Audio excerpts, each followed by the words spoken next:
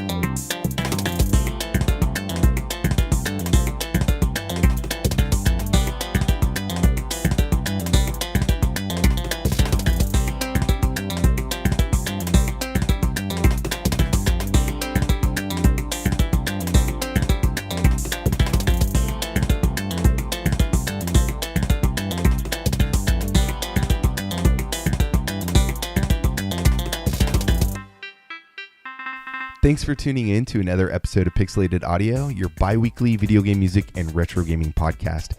I'm Brian. And I'm James. And if you owned a Dreamcast, I think it's safe to say that this game needs no introduction.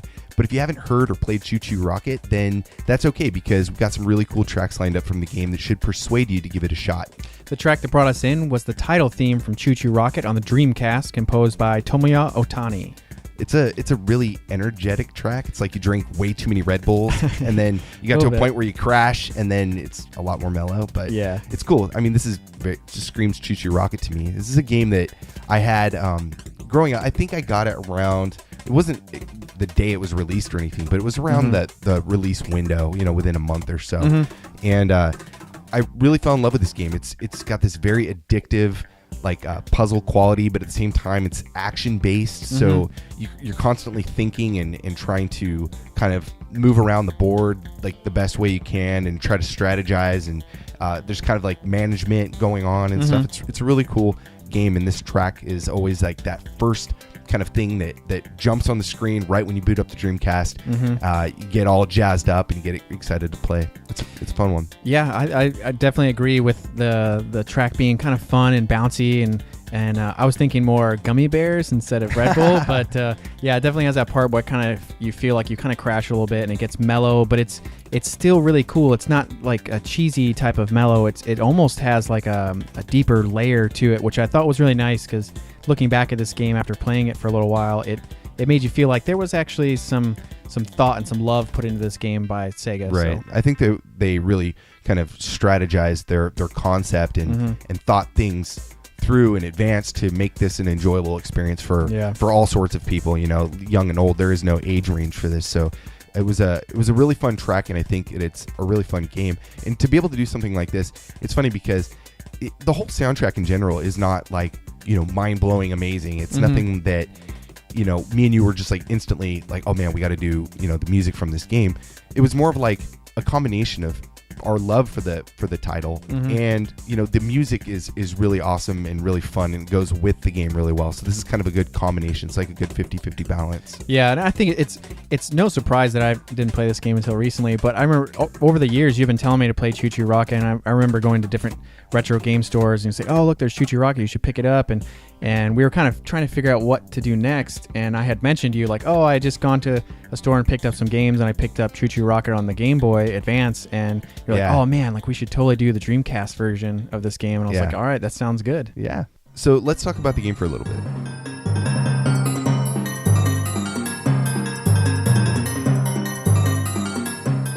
So ChuChu Rocket is an action-geared puzzle game that was developed by Sonic Team and published by Sega for the Dreamcast. It was released in 1999 for Japan and in 2000 for North America and Europe.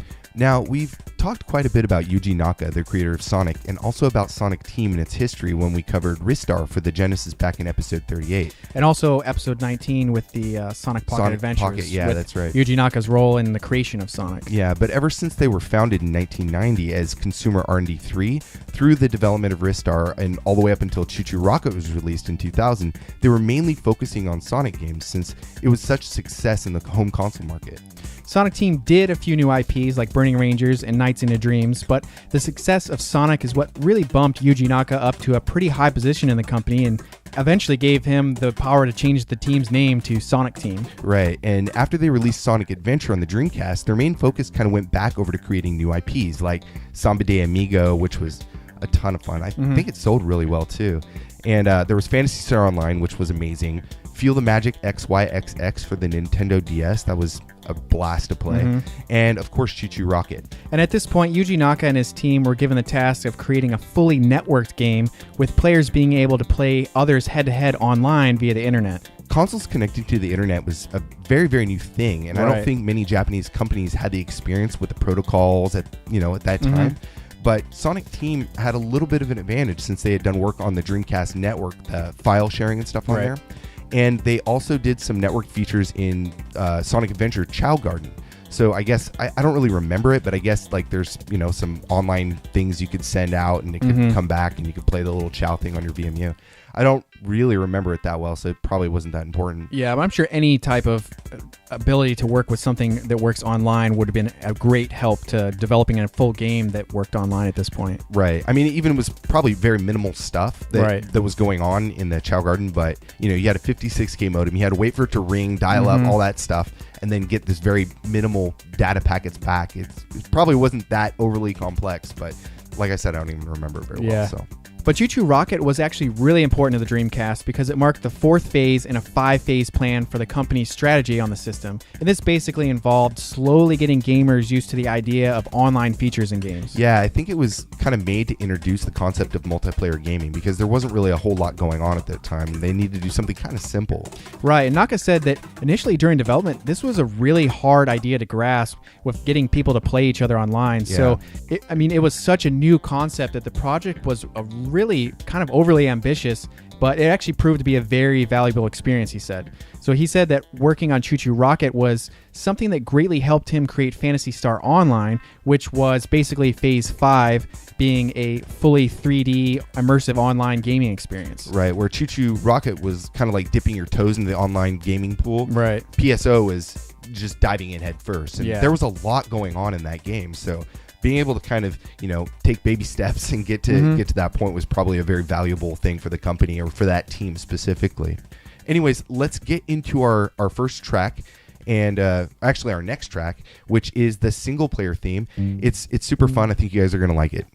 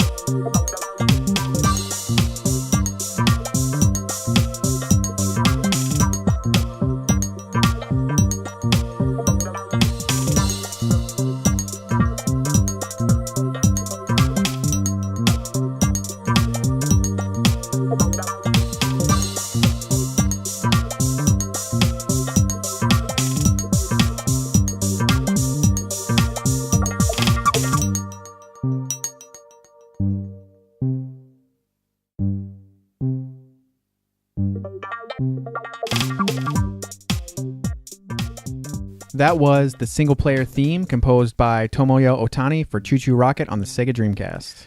If that first track was super frantic, this one is like completely reverse of that, and it's totally chill. This is really good, like driving music. It's like an ambient beat. There's no melody really, but I really enjoyed those slow kind of synths that play. They're really dreamy. I think that is a pretty cool thing. This track is awesome. Yeah, I thought it was very mellow. I like the funky like beat, the bass line that's kind of going on. Yeah. And it had some great sounds to it, and it just was a track that I could see going very well as to kind of putting you at ease and allowing you to still think but have something going on. Yeah, at the same time it's still kind of motivating. It's still, it's not sleepy, Right, it's right, not right. like super like you just get tired when playing. It's still kind of like piques your interest, and you still want to really focus on the game and the puzzle that's going on in front of you. So that was rad. Yeah, it's definitely not very evasive, so that you can just let it loop over and over and over. And because this game is really great, and you end up playing a lot of stuff over and over, and like the levels just let them keep going and going, and this music it really would never get old, I think. Yeah. Each level that you beat, you think, oh my god, like can't believe I beat that. There's no way I'm going to beat this next one. And you keep that thought never stops. And I think like having this kind of music in the background is kind of like that like you're doing all right. Just all right. Let me recompose myself and get back into this groove with that funky beat. Right. Anyways, so there is a little bit of a story here. Yeah. So this is a puzzle game, but believe it or not, there is actually just a little bit of a story behind it. The game takes place in space on a distant planet where space mice called ChuChus live peacefully in a spaceport. How many times are you gonna say space? Yeah, I don't know. Maybe you need to take some shots and make it a drinking game. Anyway, so they live there in peace until there's an infestation of space cats called Kapu Kapu. They show up and start causing all kinds of trouble. And, this leaves the mice no other option but to escape their planet. Yeah, they had to put something behind there, right? They had to give you something like, okay, this is what's going on, but okay, whatever. Yeah, it's not like the greatest, deepest story, but it does make you feel for the mice and the cats, and there's that whole dynamic between mice and cats. So, right. And this really plays well into the levels, which we'll talk about later. Yeah, so there's actually 4 different kind of ChuChu pilots, because they all man their own crafts to get to the next part of the level or the next world or whatever. And they all have like different personalities, and they're color coded too, so you can kind of tell the difference between them. I really could never tell the difference, but they had that in there for something. Yeah, I think the biggest part where it comes into play is like the multiplayer parts, because I remember all the things being color coded when you battle other people. That was where I remember it from. But in the single player game, I don't think it even really matters. But there's Blue, which is Chewy, and I guess he's like this party animal kind of. So, and this is all like in the game, it tells you about this, but I still didn't remember it. There's also a yellow one named Chube, and he's like really reckless, apparently. And then there's Red, who is Chupi, and he has a tendency to daydream, I guess, space out. And seriously, I don't know where this is coming from, but there's a green one named Chubak, and he's steady and reliable and does everything at his own pace at his own time. So they all these little personalities, I don't really even know how they fall in, but it's cute that Sonic Team put them in there. It's kind of funny and quirky, and I can see like whenever I design characters, I always like over design them and kind of have all these backstories and things like that really kind of influence how you might expect someone to react. So I think it just shows like a level of detail to this game that is not needed, but it's kind of like a fun little layer to it. Well, I guarantee when they were developing this game, they had everything put together. It wasn't even cats and mice. It was just random objects, and like right at the end they're like, okay, let's make these cats, let's make these mice. Space cats and space mice. Yeah, it doesn't get cooler than that. It doesn't get cooler than that. But when you fire up the game, you're presented with the title screen, and then you get, you drill into that, and you get the main menu, and then there's different options you can choose, like a tutorial, the puzzle mode, which is basically just kind of the single player experience, which we just heard, and then there is a challenge mode, and these are like kind of a series of different kind of obstacles that have a theme, and they'll kind of give you an instruction, like a rule in the beginning, and your job is to kind of complete that task. And then there's also a 1 to 4 player battle, which we'll kind of get into the multiplayer later on too. And then you get your help and options and stuff where you can kind of customize stuff and change stuff around. But the gameplay itself is this game is a series of increasingly more difficult puzzles where cats, the Kapu-Kapus, interact with mice, the ChuChus. There's some levels where you have to avoid cats with like an instant fail if a mouse gets eaten, and some where you have to feed the mice to the cats. Yeah, I thought that was always funny. That totally one level, counterproductive. Yeah, one level you're like trying to avoid them, and then other levels you're trying to feed them, and then there's other things where there's not always instant fails, like you're trying to get like 100 mice to the ship, and the cats are running around and they're eating mice, like just deteriorating the mice you've just moved. So there's a lot of variety between all these different levels, which is cool. Yeah, so we said we're going to talk about the multiplayer and stuff later, but just to kind of reiterate on what there is in the game, it has this 2-player co-op mode. I think you can do 4-player on it? Yeah, I think so. But you and I actually beat the playing it 2-player. Yeah, just the other night. Yeah, we went through all, I think it was like 25 Yeah, we just sat there for like an hour and a half. We were like high-fiving, like bro-hugging on because it's just all teamwork based. Like, you have to like work as a team, and it was just really cool. Yeah, and there's also like competitive multiplayer where you try to get the most ChuChus into the rocket and blast off, and you can sabotage other people by sending cats into the rocket and all that kind of stuff. And there's also a level editor where you can create your own puzzles, basically. I didn't really spend a lot of time with this back in the day, and it's probably because I wasn't really a good level designer, but I can see it being a lot of fun, like being able to kind of send these to people and have them basically have your own challenges between friends. Yeah, it's basically what Mario Maker is now, except for it's with ChuChu Rocket. Yeah, exactly. It was a lot more simple. Mario Maker's hard, man. Yeah. Have you been playing that at all? No, I haven't really played it at all, but I've heard people talking about it, and that it's fun and silly, but it's hard. And I would assume level design is incredibly hard. It definitely woke me up to how difficult level design can be, because even though you think, oh, Mario, it's got pretty simple, moving kind of left to right. It's pretty basic as far, but like when you start really thinking about like where am I going to jump and all that stuff, it gets pretty complex. And ChuChu is no exception, because when you start thinking about like the directions of the cats or the directions of the mice, they only go straight unless you put like a tile down. Yeah, and then they turn right, so they always turn clockwise no matter where they hit. So making these levels to where they're hard to figure out and you actually have to really spend some time, that's really hard. Anyway, we have some more music, so let's get into the next track, which is the challenge mode theme. We're going to play that and we'll be right back.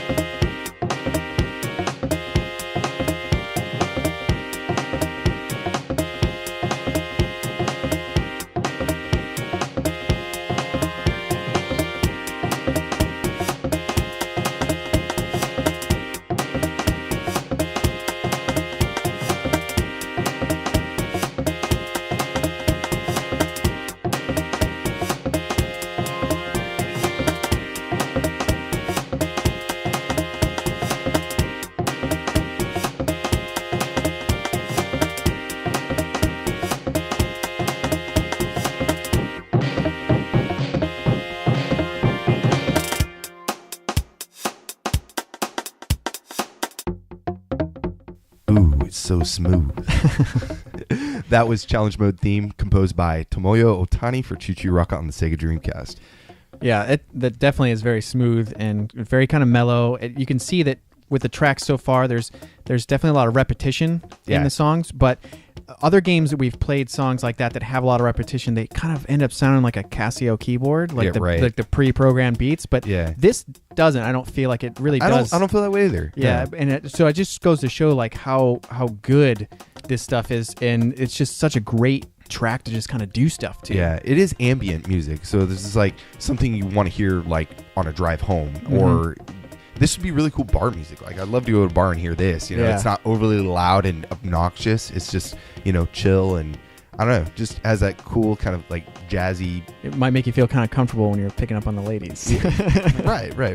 And, no, but like just like you were saying, like I actually listened to this soundtrack all day at work one day. I was doing work for other departments and design and stuff, and I just had it playing and I let it loop all day, and the day actually felt better. Yeah, the tracks definitely don't distract from anything you're doing, and you could just listen to it. It's great ambient kind of noise, and you know, there's nothing overly exciting. Like we were saying earlier, you know, there's nothing like outstanding about this music. There's no crazy melodies that me and you usually are really, really into, and it kind of changes like kind of what our show's usually kind of based on. But it's just so fun. It's so kind of chill and it's relaxed. So I think the pace of this episode is going to be a lot more relaxed too. Yeah, it's kind of like, you know, that term like elevator music-ish. Like it's very kind of soothing. There's not a lot of, like you said, highs and lows. It doesn't get too intense or dip too low, but it's still very interesting sounding. Yeah. If you like ChuChu Rocket and you played it back in the day, I think you're going to love this music just because like it's a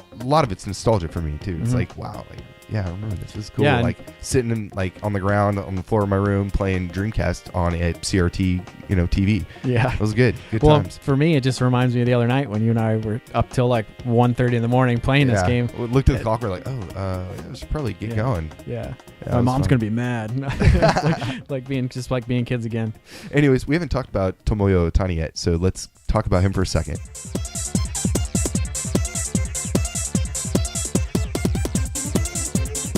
Yeah, so he's a Japanese composer from Tokyo, and he was recruited to the Sega Sound team Wavemaster in 1999.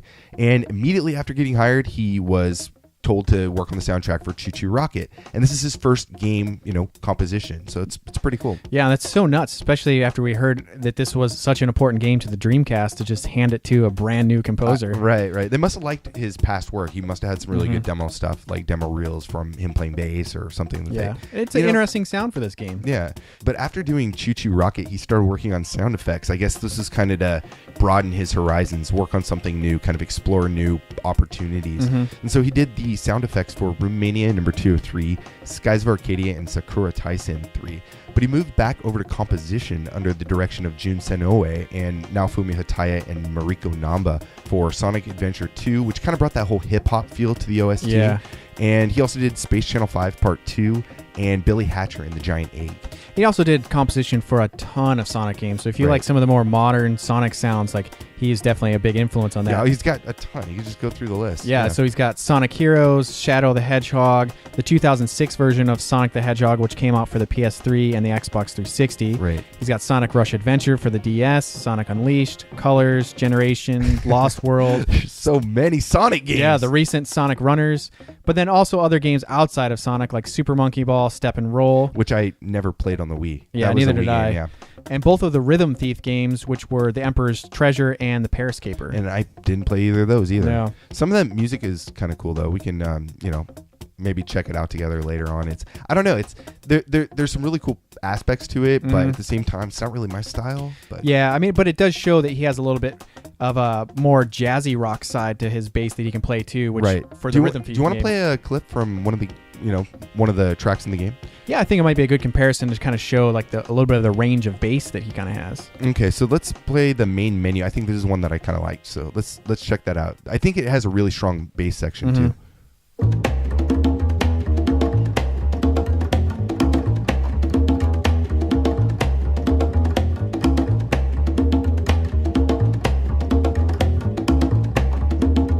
It's like a fretless electric bass. It's pretty rad.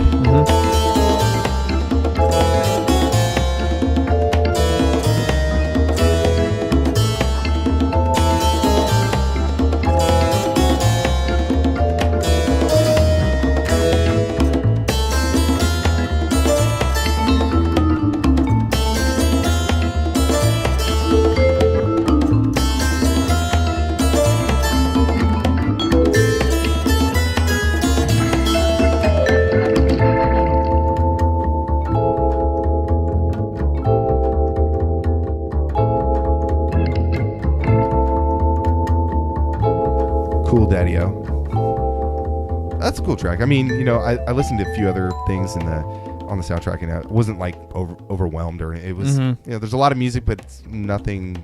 It's nothing like Grim Fandango or something. Right. Yeah, but he started playing piano pretty early and got into like rock bands, playing bass guitar. And in high school, he was doing all sorts of different bands and getting really involved with music. And eventually, he decided like, I want to do composition. And so I think a lot of his music, especially from the Sonic games, attributes to him being a bass player. And we can hear that in the Rhythm Thief game very clear. I mean, you can tell that he's really into distinctive bass sound and different styles like jazz and rock. And if you look on his Vine, I was just kind of stalking him, and I was looking at some of his stuff that he posted. This is from everybody in the community, and he had this rock thing that he was doing on the bass. It was wild. The guy's all over the place. I mean, that's clearly his instrument of choice, and I think it shows a lot. Maybe not so much in the ChuChu Rocket soundtrack, but a lot of the Sonic stuff is very, very bass heavy, and I think it's all attributed to him. Yeah, no, I totally agree. Like the Sonic and really Sega in general kind of has like a funkier bass kind of feel to all of their kind of games. Really, all the way back to the Genesis. I mean, the early Sonic games too. They had really like super awesome drums and bass, and I think that's what maybe he was going for, and it kind of just fit his personality already growing up in that kind of genre. Well, and maybe why he got thrown into ChuChu Rocket so early is that maybe he fit Sega with his very heavy bass feel, and that was something, bass is kind of a more of a background instrument a lot of the time, and for ChuChu Rocket, that's just like the perfect type of instrument for that soundtrack. Yeah. So let's get into another track. This is the puzzle editor from ChuChu Rocket on the Sega Dreamcast.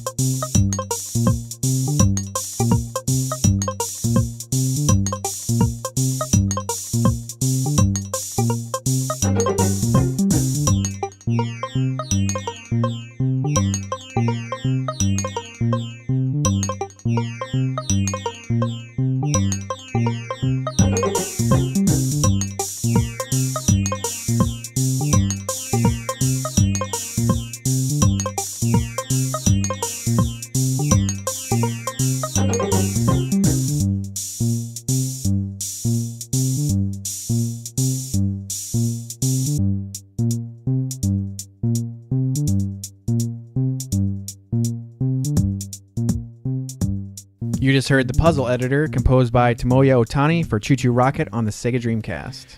Yeah, that's not a track that I would like go out and show my friends. Like, hey, you got to listen to this track. Yeah. But you know what?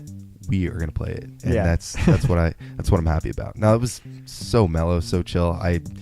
We were talking about it while we were listening to it, and we were just both like, man, we listened to this like over and over and repeat. We didn't get sick of it. It's rad. Yeah, I mean, like this soundtrack, I literally listened to it for like 8 hours straight while at work and didn't get tired of it at all. Yeah. I think it's like I was saying to you that some of this music kind of feels like, like things like diffusers and wave machines and stuff like that are really kind of put you crystals. That kind of put you in like a calm state so that you can kind of relax and do what you need to do.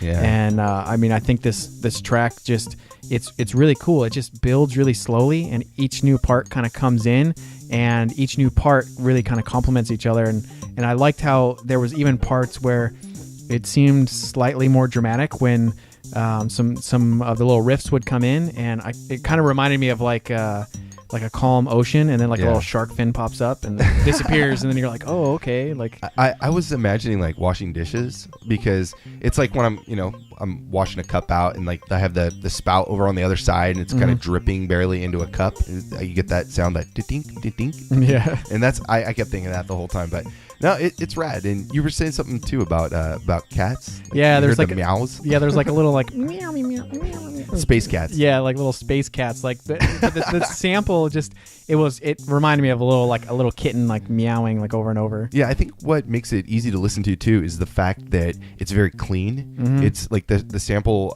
is very. I mean, this is all CDDA, and this is all recorded tracks, and I think that the quality, it's really clean, and being able to hear something that doesn't sound scratchy or doesn't sound, everything sounds very well connected and well rounded. So maybe that lends to the fact that we can just listen to this all the time.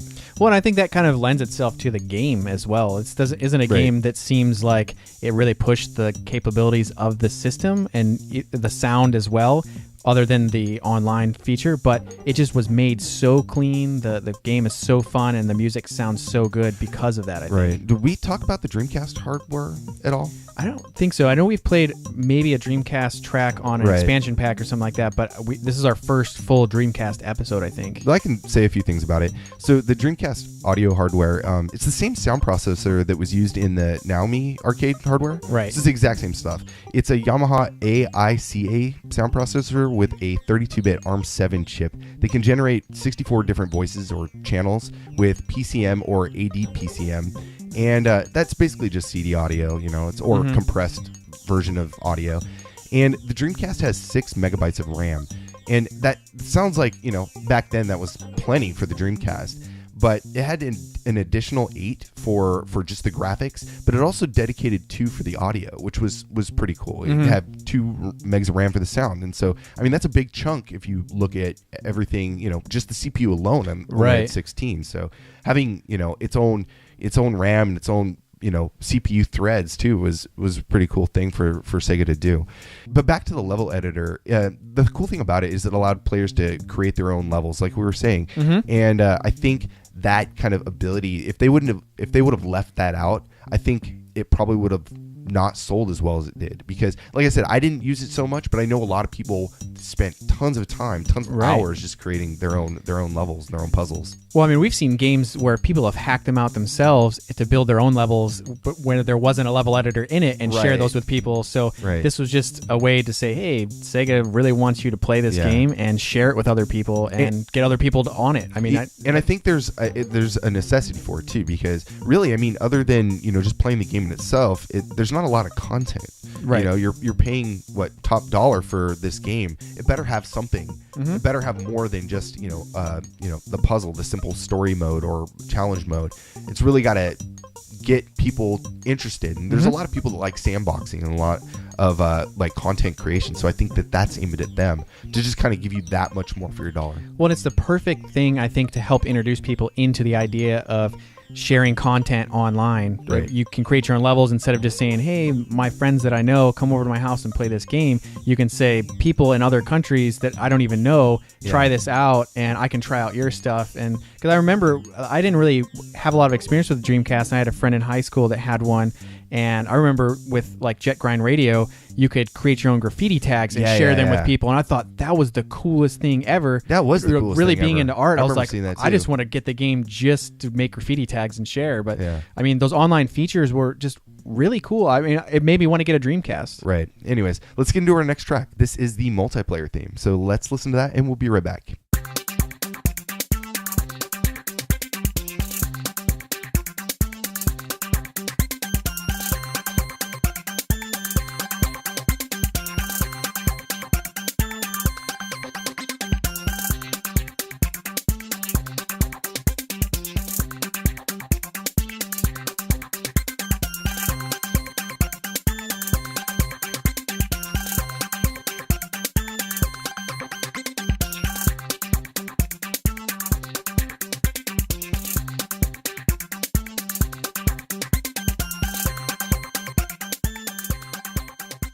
You just heard the multiplayer theme composed by Tomoya Ohtani for ChuChu Rocket on the Sega Dreamcast. This is definitely the most intense track that we played from this game. Yeah, it's probably the track that I like the least, too. Well, I can see that, but very repetitive. I thought it was interesting that for the more players you have, it feels like you need more instruments or more energy and just like more speed. So I thought that was pretty neat. For me, I played this game a lot with friends, and so I think the music took second to the banter between. Oh, right. Between me and my friends. You up to 4 people, they're going to be yelling and screaming. Because this is the track I would have heard probably the most, because I played this game mostly with other people. So I'm not a big fan of it because it's just so repetitive. It's hard to listen to like the other tracks. The other tracks I can listen to all day long. This one, kind of grinds on you after a while, but I mean, it's still cool. It has its purpose, right? So yeah, I mean, it's not as laid back and mellow as the other one, so I could see how it could create a little bit of anxiety over time, just kind of looping and looping and looping. So the way that ChuChu Rocket's multiplayer mode works is you have 4 players placing their arrows on the screen all at once, trying to direct mice into their rockets while trying to send cats into other people's rockets. Right. And when any cat reaches someone else's rocket, it removes a percentage of the mice that they have within. Yeah, it's like minus or negative points or something like that. Yeah, it's pretty simple. You lose some of the work that you did. Right. So how the controls work, and this is not really just multiplayer, this is the whole game. Right. Just in general, how the controls work is that each player can only have 3 arrows on the screen at one time. And it works really nice with the Dreamcast face buttons because you have 4 buttons that are kind of like in, one's up, one's down, one's left and right. It's like the end of a D-pad. So it feels really natural. But you put 3 arrows down on the kind of checkerboard layout at once, and if you put a 4th, that first one that you put down is removed. So you really have to kind of think about in advance where you're going to be putting these things and where the mice are moving in relation to the rocket. Yeah, and even though this seems like a really simple concept, it really gets pretty frantic pretty quickly because the mice move at such a fast pace, and then you also in this mode have 4 other players trying to direct the mice to them instead of to yourself. Right, and to make it worse is periodically there's different colored mice. So if you're playing multiplayer, you get, I think there's like a gold mouse that gives you like 50 points or something, or 50 extra mice. Extra mice, yeah. If you get that into your rocket, it's like, score, because that's, the hard thing to do. But everybody is scrambling to get that, so it makes it really, really hard. And a lot of times it'll make its way into somebody's rocket by mistake because everybody else is trying to direct it elsewhere. And there's also a pink mouse that will trigger random events. So it'll be like a speed up and a slow down or different items or cat mode where everything on the screen is a cat. Yeah, so by getting the pink mouse, it's not always a benefit to whoever got it. I mean, there's, like you said, there's different types of events. There's, things where it's like bombarded with cats, and then or also the mice start moving crazy, and then it's like they're getting into everyone else's stuff as well. And you can even swap the different positions of your rocket. So now all the arrows you placed are going to someone else's rocket. Yeah, no, it made it really, really like, I mean, this was a great, like, I wasn't the age to be drinking it, but it was a great, fun game that I could just totally dig into my friends and have a lot of fun, get really, like jazzed up about. Well, as soon as one round's over, you can just keep going, kind of like, like games like Smash Brothers and stuff like that. Each round's totally different. Yeah, and that's how we did it. We would play one after the next and just keep going. Do you want to hear the speed up and slow down? It's kind of cool. So here's the speed up.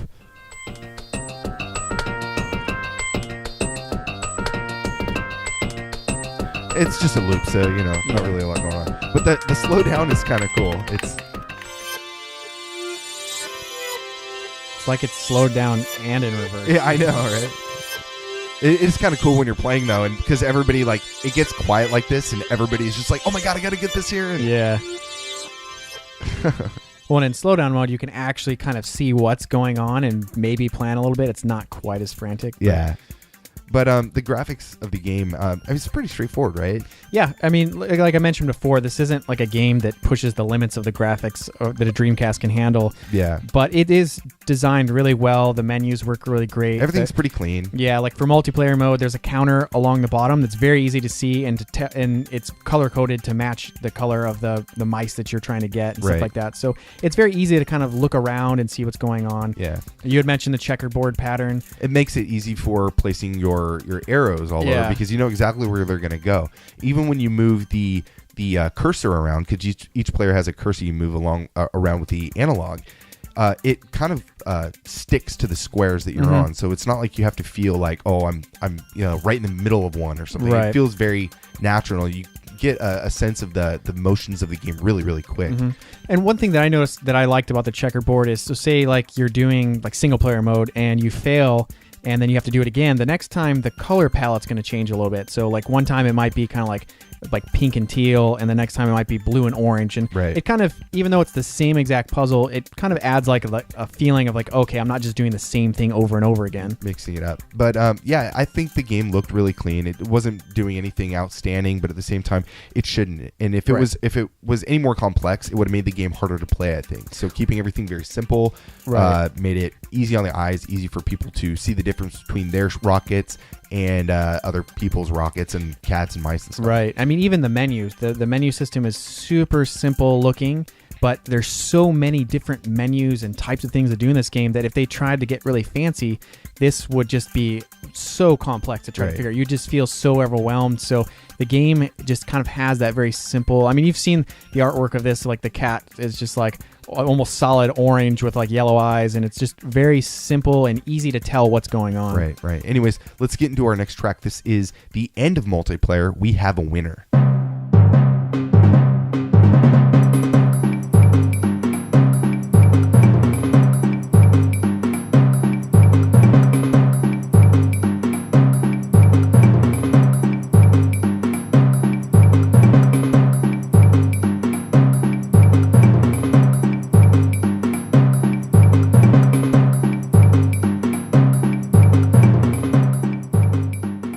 Just heard End of Multiplayer, We Have a Winner, composed by Tomoya Ohtani for ChuChu Rocket on the Sega Dreamcast. And we had to cut that a little short because it was starting to get a little annoying. Yeah, I mean, it's so George of the Jungle sounding. I was just thinking, like, as soon as that came on, I was like, man, it's very different, and it just, to me, it just reminds me of, like, something you might hear in, like what you would expect for Donkey Kong or like the Jungle Book or something like that. See, I thought you were going to say Chips Ahoy commercial, but you didn't. Well, that's also very kind of has that jungle. Yeah, it kind of has that sing thing going.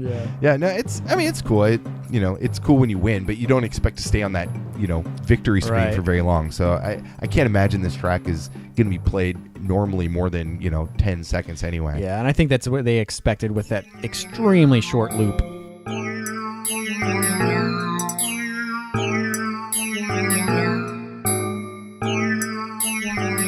So there's actually a few really cool tidbits about this game. So the actual Dreamcast disc contained 8 different wallpapers for your PC. So it has like a data partition on the disc itself, and you pop it into your computer, and you can drag and drop them right onto your desktop. That's awesome. Yeah, it's cool. I think I had a wallpaper on mine for a while. Yeah, I'm sure I would have too. Not many games offer that feature. So another really cool thing about this game was that it's actually considered the first online multiplayer for a home console. So ChuChu Rocket gets the title of the first online multiplayer for your home. Right, and even though the Dreamcast was discontinued in March, I think it was, of 2001, they kept the servers live until November of 2003. So it's not like, you bought the game and a year later you can't play it online. They really wanted to let everybody get their money's worth. And I think at that point, just maintaining the servers probably didn't cost them too much. Yeah. So that's good. Another interesting thing is that right after this game, Sega moved to the position of being a third-party game developer, so they ended up teaming up with Nintendo to release ChuChu Rocket on the Game Boy Advance.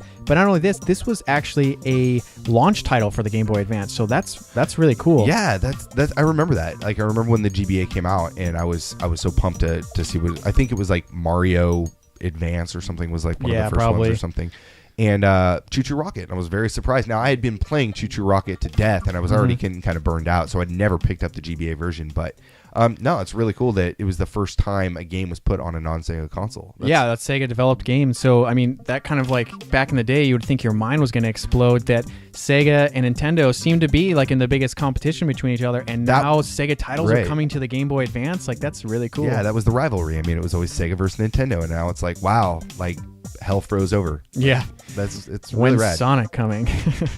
But even though the Game Boy Advance didn't have online capabilities, it did have the Game Link cable, so you could play 2 players. So you didn't get to play the online against everyone else, but you at least could play against someone else if you had that link cable. I did have the link cable, but I didn't have this game, so it didn't really matter.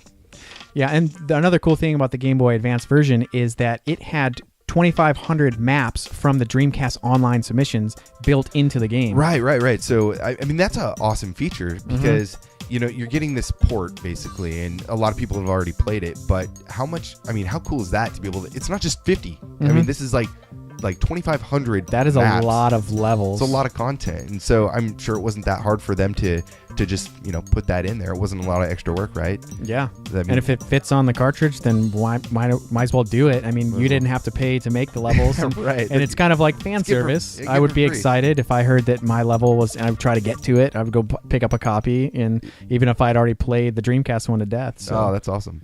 But usually we actually do a comparison between the different systems when a game comes out on wildly different systems, and this is a console and a handheld. But really, the Game Boy Advance music just really didn't sound that great. I don't know if it ported over because of compression or something like that, but the Game Boy Advance can kind of have some garbage music sometimes. Right. I guess I can kind of explain that a little bit. For one, Nintendo's driver that they gave to developers, like this being Sonic Team Sega, was crap. It was just a garbage driver. So unless you were making your own drivers, it was hard to use the actual Game Boy Advance hardware and make it sound clean. Now, if people were using the legacy channels, like the Game Boy channels that were in the Game Boy Advance, they sounded super clean. But the Game Boy hardware itself really only did like 11 kilohertz or less. And so that's why you get this fuzz for a lot of music. Unless they were creating their own driver, they weren't really getting good sound. A lot of people, I mean, you can compare the Game Boy Advance hardware to the Super Nintendo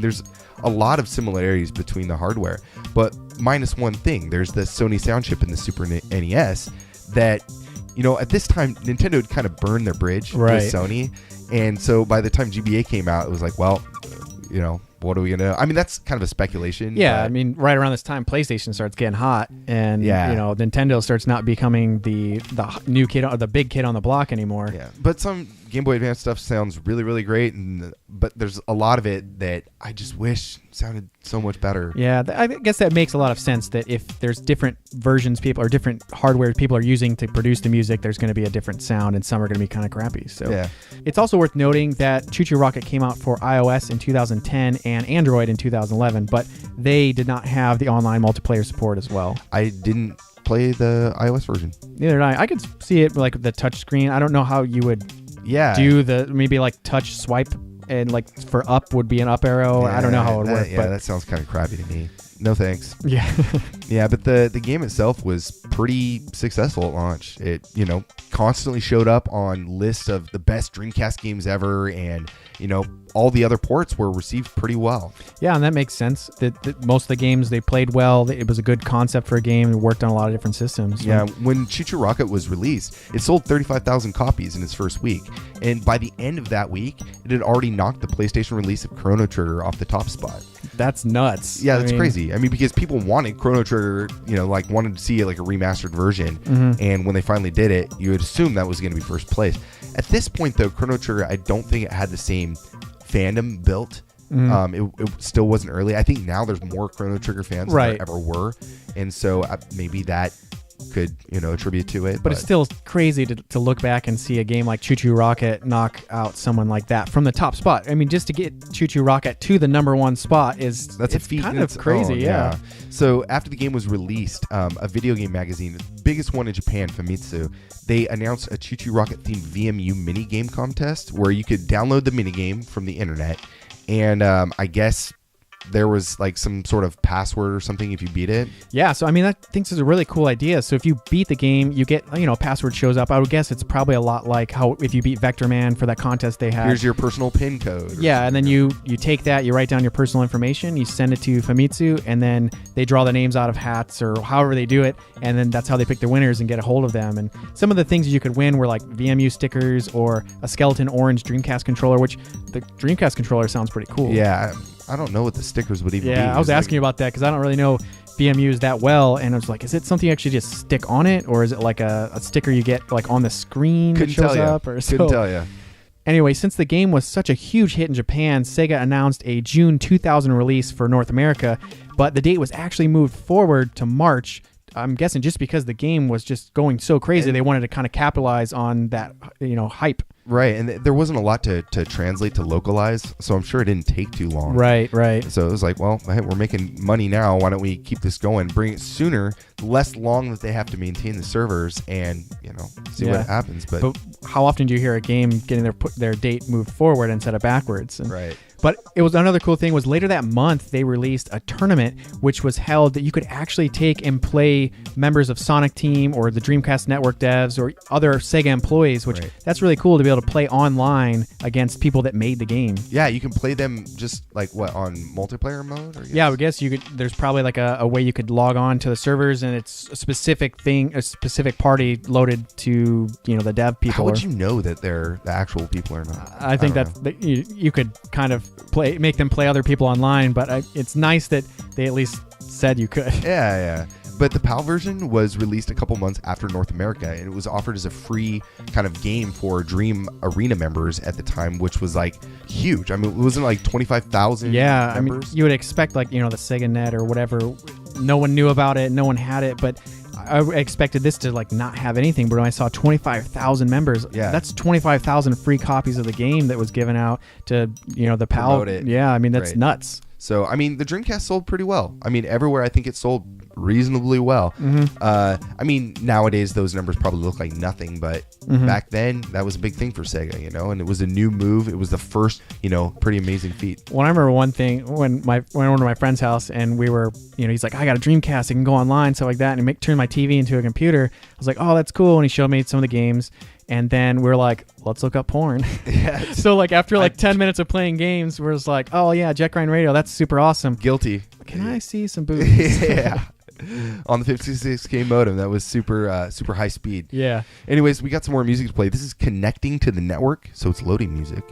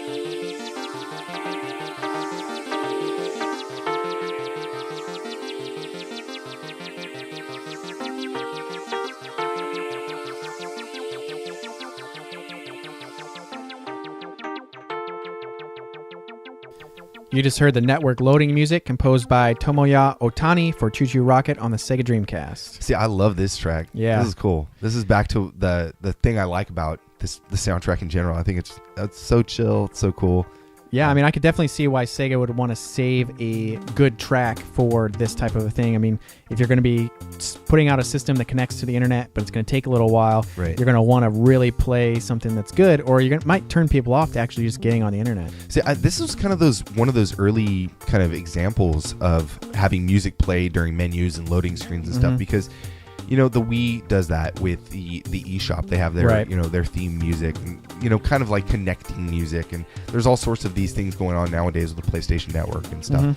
But this was an early example of that. I think it's a cool track, and it's too bad that you only hear it here, because I could listen to it in during the gameplay and I'd be totally fine. Yeah, I like a lot better than that multiplayer challenge track. Yeah, I mean, it's kind of like the Ocean Loader stuff. I mean, while you're waiting for the system to boot up for like 6 minutes or whatever, you got some crazy awesome music to get you really excited. So I mean, this was a really fun track. It was mellow. It kind of had that menu feel to it, like like you said, we've seen for like the Wii or the eShop and stuff like that. That's kind of mellow and soothing and stuff like that. So, but at the same time, it has enough energy to like not make you fall asleep. Right. This game, like we said, was received really, really well by all sorts of different magazines. A lot of players loved it. People talk about it all the time. The reason why we thought of it is because it's all around us. This game like shows up, pops up quite a lot.